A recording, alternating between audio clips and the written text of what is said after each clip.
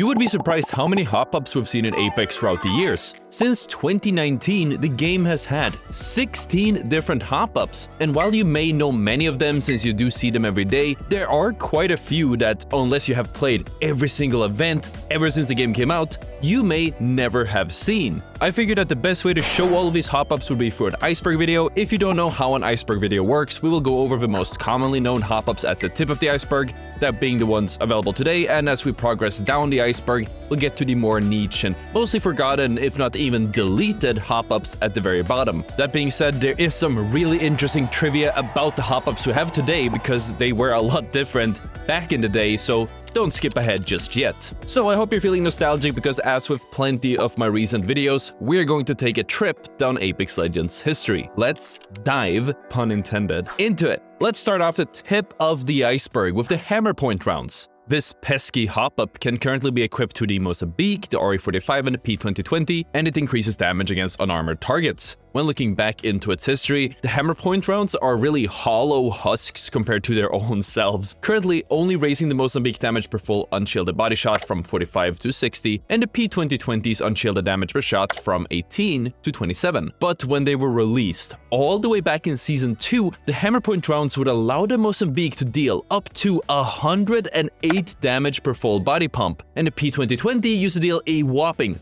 35 damage per shot. You couldn't equip the attachment to the RE45 until much later, but I can still see why they nerfed it. But man, I sort of miss the days of the Mozambique doing a one pump, or even the days when the P2020 actually was worth picking up in the first place. The next hop-up in the current rotation is of course the Skull Piercer, which has been around since the start of the game, but it has made several disappearances and reappearances throughout its lifespan. At the start of the game, the Skull Piercer was of an epic rarity instead of legendary, and it had a massive 2.5 times multiplier on wingman headshots. Nowadays, it only improves headshot damage by 35%, making headshots just not feel as worth it anymore. How the mighty have fallen. Moving on, I definitely have to mention the boosted loader, which made its way back into the rounds after a long hiatus just this season. The boosted loader currently allows you to get faster reload if you reload a Hemlock or Wingman with a few bullets left in the magazine, and it even gives you a overload with a few extra bullets than your magazine normally can carry if you do so. And almost as a contrary to the Skull Piercer, the boosted loader actually started out as a legendary hop-up and was later turned into a epic hop-up much later on, and then now it's legendary again.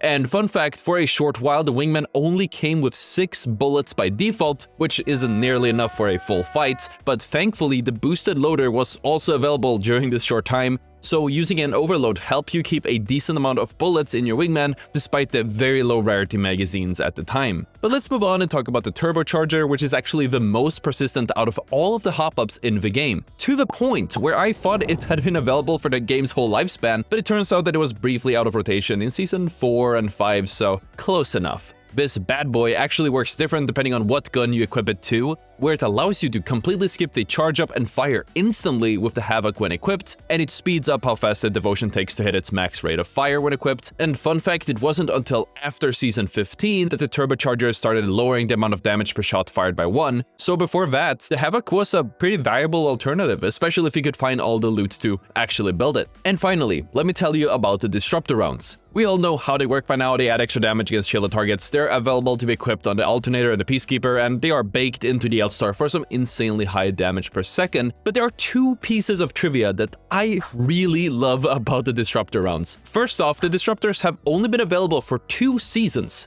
That being the current one, that being Season 18, and all the way back in Season 2. And during their inception for Season 2, the Disruptor rounds could be equipped to the Alternator and the RE45, and they were absolutely overpowered, to the point where it only took about a week before Respawn actually hotfixed them. Yeah, the same company that can take a season, if not multiple, to actually do something about something that's blatantly overpowered, that Respawn. If Respawn fixed something that fast, you know something was wrong. But if you weren't around back then or you just don't remember, let me jog your memory. At the moment, the Alternator does 19 damage against shielded targets, which you can definitely feel, but back in that dreadful first week, and mind you, back then, red Evo shields weren't a thing. Hell, I don't even think Evo shields were a thing, so people generally had less armor. And the max health a player could have was 200. Back then, the Alternator did 34 damage per body shot. It took away your shield in 3 shots.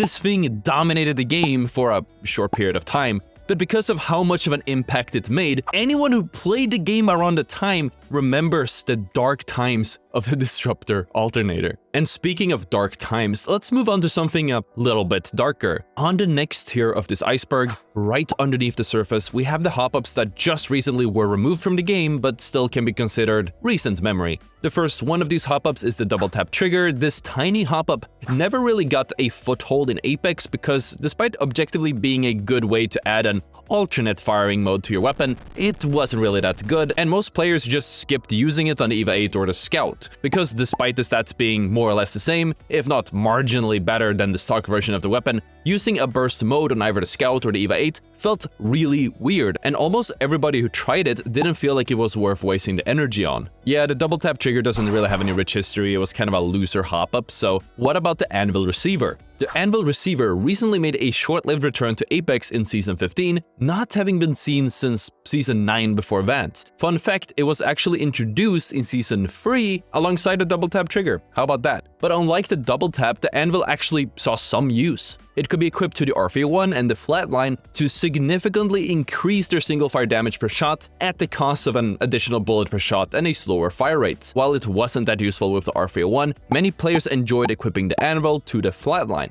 because this turned it into a mini marksman rifle of sorts, dealing 58 damage per shot at its peak damage. Sadly, we haven't seen the Anvils since Season 15, but who knows, maybe it will come back soon. But the same can definitely not be said about the next tier in this video.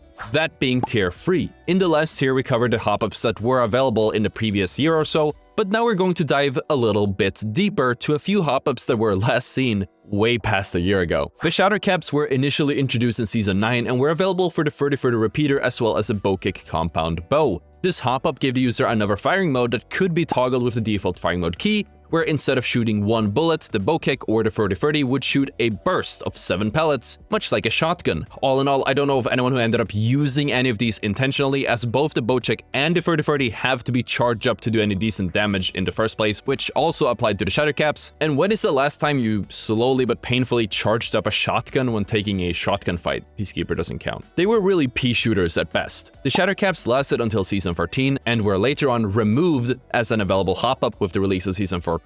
But they were permanently integrated into a part of the bow kick bow, and to this day, the locals say that you too can deal a measly amount of damage by simply hip firing with the bow. Speaking of the bow check, alongside the Shatter Caps in Season 9, we also received the Dead Eyes Tempo. This hop-up was one of my personal favorites, as by continually firing the bow check or the sentinel within a certain timing, you could gradually increase your fire rate up to 3 different stages, increasing your fire rate for either of those weapons up to about 22%. And it felt absolutely amazing to use. But hey, you might be asking, hold on, Ottr, didn't the bow kick already have a hop-up? Yes, the bow check is one of the few weapons that have allowed you to choose between 2 of the available hop-ups around the time, but more on the rest of them later. As for where the Dead Eyes Tempo is now, just like with the Shatter Caps, the Dead Eyes Tempo was worked into the bow check as it entered the care package, and is now a default part of the Sentinel as of Season 14. But what about the Dual Shell? This hop-up was shortly available for Season 12 and 13, and allowed the user to reload 2 rounds at once. The Dual Shell could be equipped on the 30-30 repeater and on the Mastiff, which makes sense since these are the only 2 weapons with that type of one shot at a time reload animation. And yes, the Dual Shell was available around the same time as the Shatter Caps, meaning that 30-30 enjoyers could choose between one of the 2 for their own repeater. The Dual Shell hop-up completely disappeared after Season 12, it was integrated into the Mastiff in Season 13,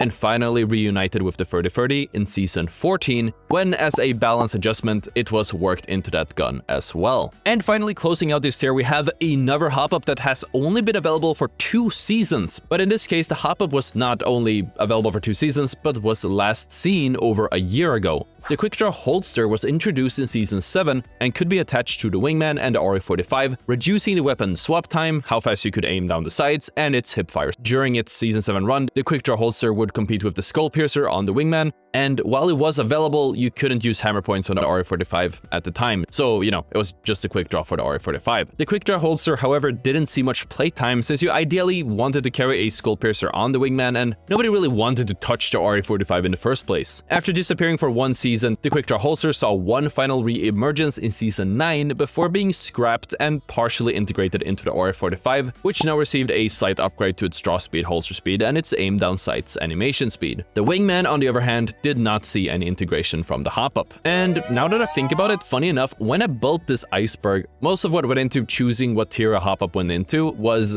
when they were last seen as a standalone Hopup. But as I'm recording this, I'm realizing that all the tier 3 Hopups were all worked into specific weapons in one way, shape, or form. Funny how that works. It really makes you wonder if more Hopups will be integrated into weapons in the future. Anyways, enough about that because we have to move on with tier 4. I had to draw the line at the quick draw holster because while it's been over a year ago since all of the previous Hopups have been seen, the quick draw holster is sort of in the in-between of tier 3 and 4. In this tier, we will cover what I consider the OG Hopups that we only saw around the start of the game, and then never again as standalone Hopups. The first one of those being the Select Fire Receiver. As some of y'all should know by now, the Select Fire Receiver allowed the Prowler to go from burst mode to full auto, but there are a few pieces of information that I feel a lot of people have forgotten by now. First, regarding the Prowler, during the first few versions of it, the full auto mode wasn't actually as good as the burst mode. It was actually worse, where you actually dealt a significantly higher damage per second by keeping it in burst, unlike today where full auto will be better in 9 out of 10 situations because it simply deals significantly more damage per second. But also, and I can't omit this part, not only the Prowler could use a Select Fire. Between Season 1 and 6, it could also be equipped on the Havoc. The Select Fire Havoc didn't work the way you might imagine. After swapping to the secondary fire mode, by holding your primary shooting button, the Havoc would charge up and then fire one solid beam, that being hit scan, meaning it had no travel time or bullet drop. The moment you fired that beam, the same moment it would deal damage to an enemy infinitely far away, much like the first few iterations of the charge rifle. But since it was so clunky to use, and since, despite being a hit-scan weapon, the Select Fire had a very noticeable damage drop-off in conjunction with the turbocharger being available for the Havoc this whole time, but without the damage nerf it has today, nobody ever really ended up using it, and it quietly disappeared along with the Select Fire Prowler in Season 7. Though obviously the attachment itself made a return to Apex in Season 18, being permanently attached to the Prowler. But what about the Precision Choke? This old attachment was really only available in the first few seasons of the game, being available from launch and then being taken out as soon as in Season 5. You could equip the Precision Choke on the Triple Take and on the Peacekeeper, which would allow you to greatly reduce the weapon spread by simply aiming down sights up to 3 levels. The first version of the Precision Choke lived up to its name,